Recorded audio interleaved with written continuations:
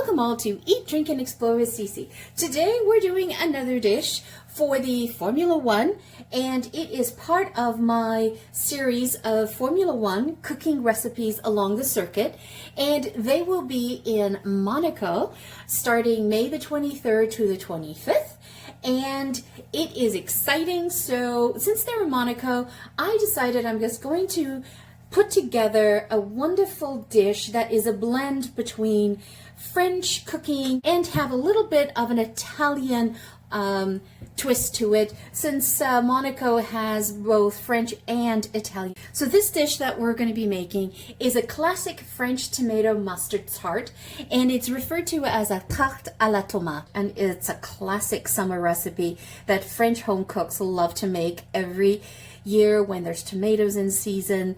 And I saw these wonderful tomatoes in the market and I thought, oh, I gotta make that. This tart is something that looks really simple to make. It features a pastry crust, and it can be either done with puff pastry or you could do it with a short crust pastry, and the French refer to as a pâté brisé.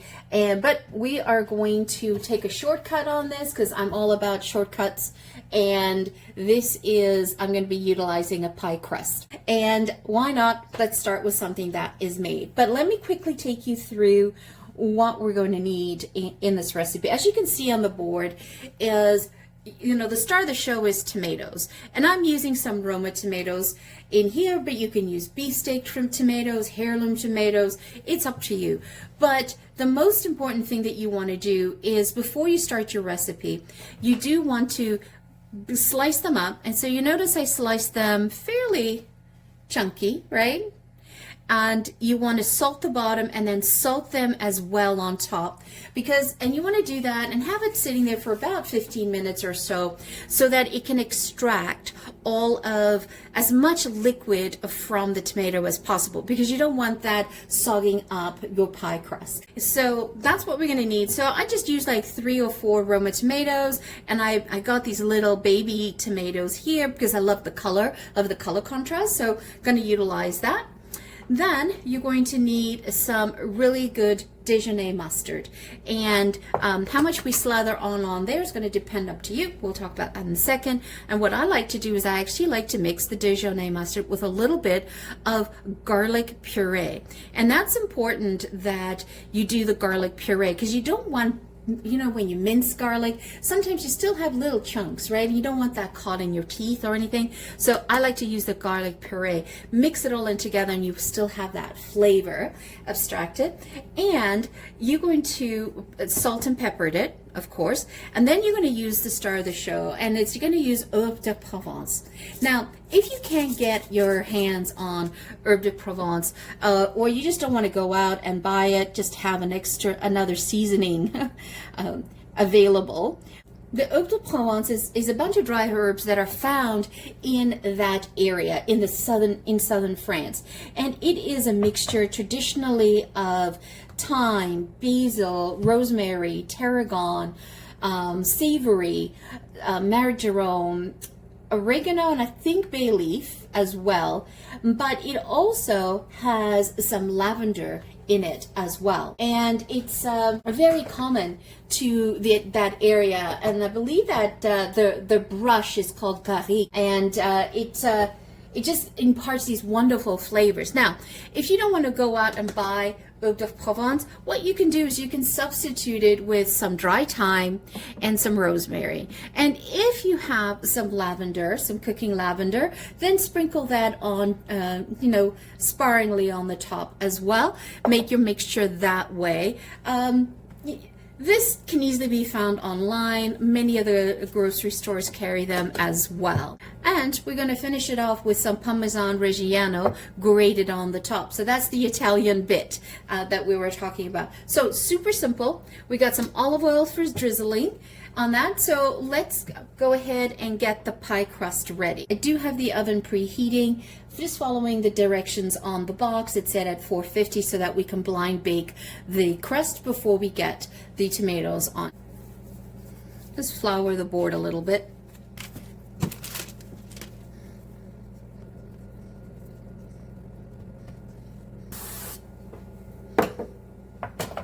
So I do like to spray my tart pan. Oh, wow, I definitely had a challenge with this pie crust. It doesn't look that appetizing and that presentable right now, but I bought the store-bought one, and they didn't seem to want to manipulate itself as much as I wanted it to. So now we're just going to dock it.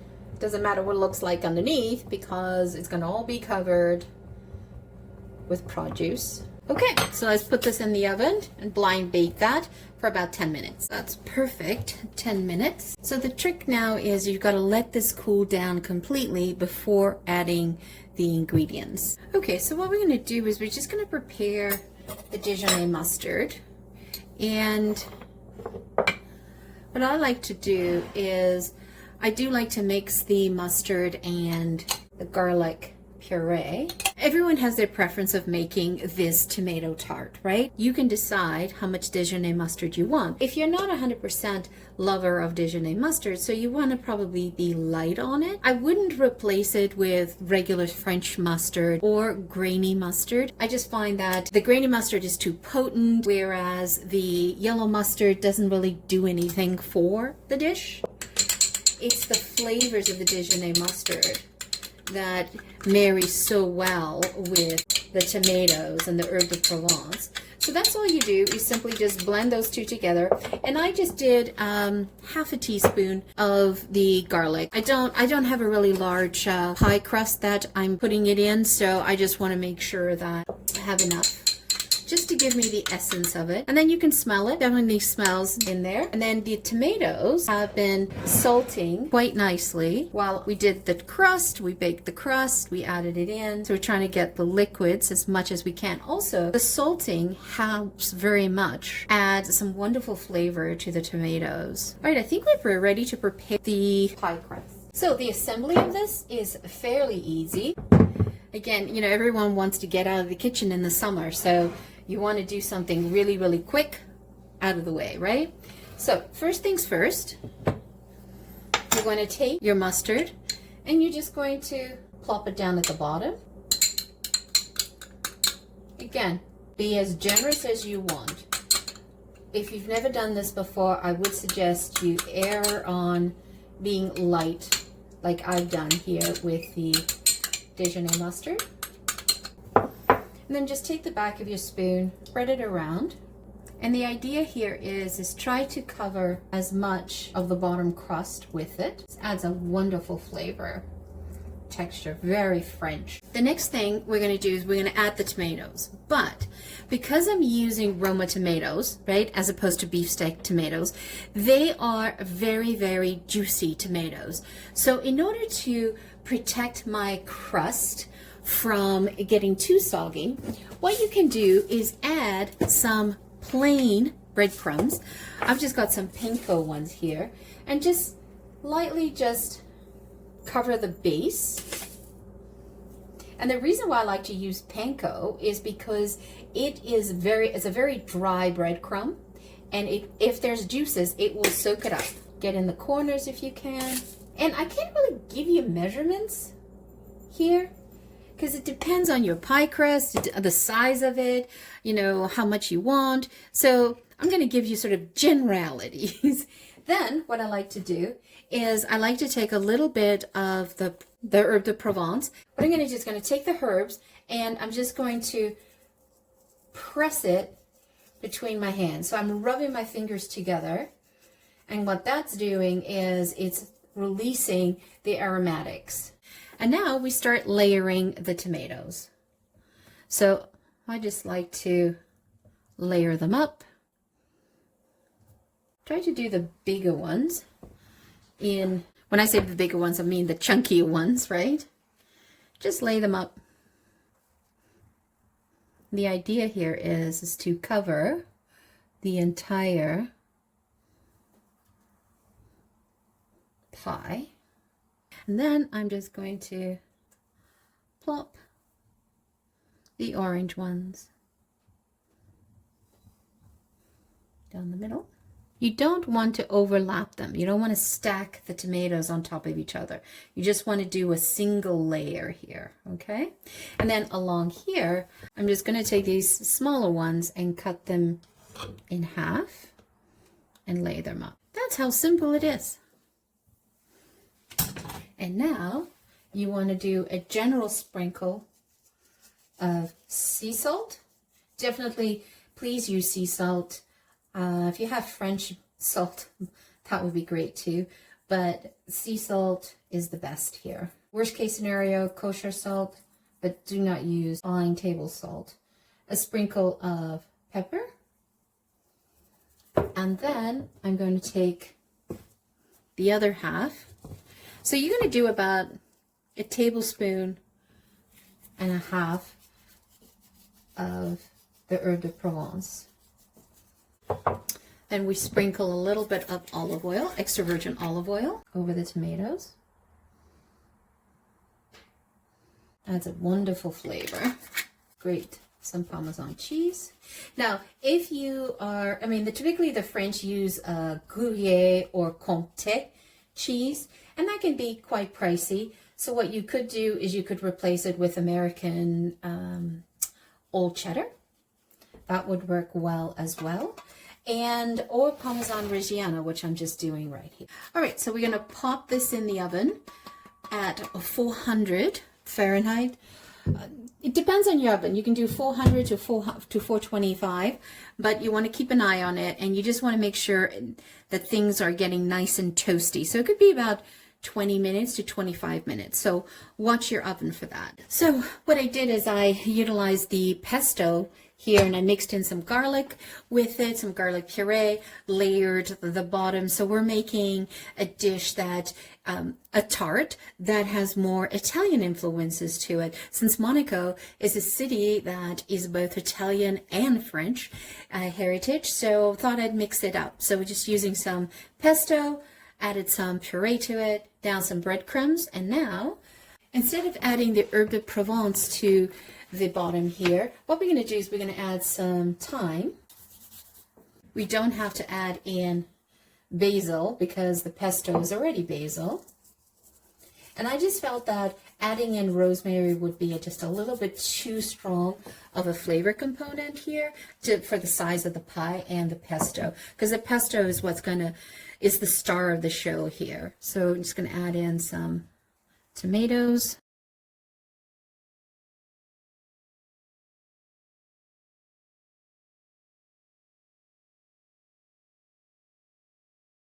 Then you want to sprinkle some salt, some pepper, and then we're just going to grate some Parmesan. But before that, let's add some olive oil. Just drizzle on top. And grate in as much Parmesan cheese as you like. Great. All right, pop that in the oven, and well, because of the size of this one, we're going to take a look at it around 15 minutes. So there are the tarts, and I got distracted, so they're just a little bit burnt on the end, but as you can see, they're wonderful, and you can have them hot or cold, and then a little heavy-handed there. And then just sprinkle a little bit, and I like to finish off with some zest of lemon. And this is normally eaten with a little bit of alioli, which is mayo and garlic. And I chopped up some chives, and I'll do a little zest of lemon. And I like to add a little bit of parsley or chives just on the top to add some color. So there you have it, a gorgeous rustic tomato tart, and it is a tarte de tomate, and it is so yummy. And I did two. So this one here is the traditional French one with the Dijonais base, and this one I did with a basil base down at the bottom, and everything else was the same as well. Definitely got distracted in the oven, so it's a little toasty on the ends, and then on this end I salvaged the rest of it by just removing the burnt edges there. But it's normally eaten like this, cold, warm, with a salad. I like to have this here, which is an alioli, which is a mayo garlic and dip, so you can actually add a little bit of that to your tart when you're eating it.